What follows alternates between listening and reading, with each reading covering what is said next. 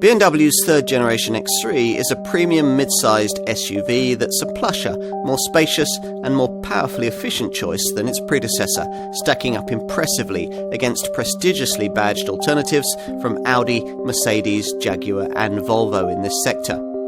Like its rivals, dynamically targeted almost exclusively towards on-road use, it's another example of just how car-like a model of this kind can be.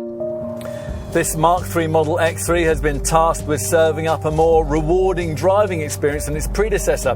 Hence the changes that have been made here. A greater rearward bias for the xDrive four-wheel drive system, a small but significant 55 kilo overall weight saving, and the addition to the lineup of the first ever X3 M Performance model, the M40i, a straight-six 360 bhp petrol powerhouse that goes Porsche Macan hunting at the top of the range. Our focus here, though, is on the more mainstream models, all of which this time around get xDrive four-wheel drive and a silky smooth 8-speed automatic gearbox. There are two four-cylinder derivatives, a 184 bhp petrol xDrive 20i model that hardly anyone will want, and a 190 bhp xDrive 20D diesel derivative that the vast majority of X3 buyers tend to choose. The latter variant's capable of 56.5 mpg on the combined cycle and 132 grams per kilometre of CO2. Now the other option is the one we're trying here, the 6-cylinder 3-litre xDrive 30D diesel, which we think hits a very appealing power, performance and efficiency sweet spot in the range, if you can stretch to it. Whatever your choice of variant there, you should feel the road-going experience served up by the X3 is a cut above that of most direct competitors, if you're one of those people who likes to drive. There's a superior compromise between agility and ride quality, an engaging rearward bias for the xDrive four-wheel drive system, and more precise steering than you'd normally expect for a car of this kind. Plus, you also get BMW's usual DPC, Drive Performance Control System, which allows you to change the steering, the throttle and the gear change timings via selectable settings. Though the exterior dimensions here are hardly changed over those of the previous model, this third generation X3 has significantly more roadside presence than its predecessor. Now, predictably, it shares many aesthetic cues with its smaller X1 showroom stablemate, which isn't surprising since both models are the work of the same stylist. That's Australian designer Calvin Look.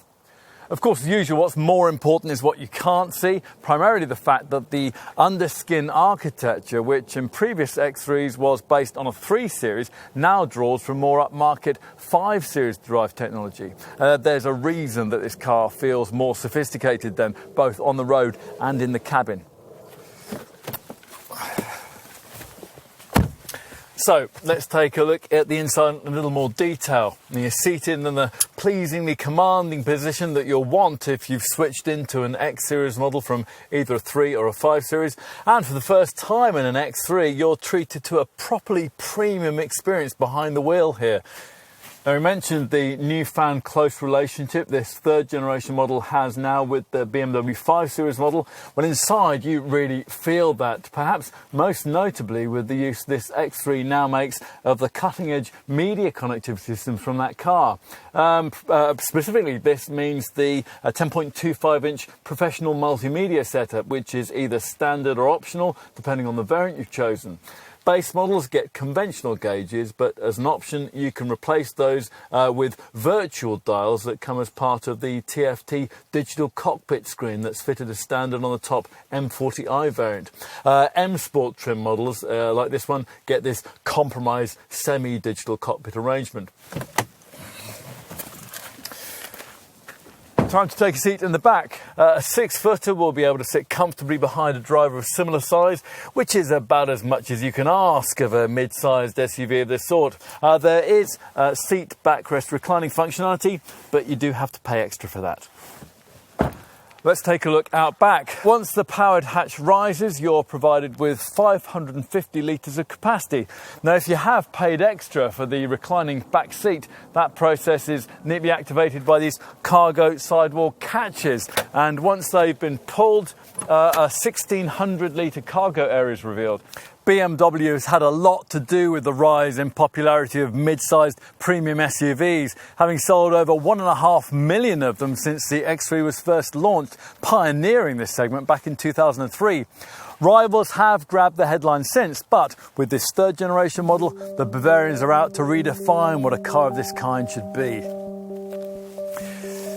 In many ways, this Mark III model does just that. Yes, it's true that it doesn't offer much that's radically different to what we've seen before in this class, but everything it does do is so complete and polished that it's hard not to admire the end result. A vehicle this good ought to speak for itself.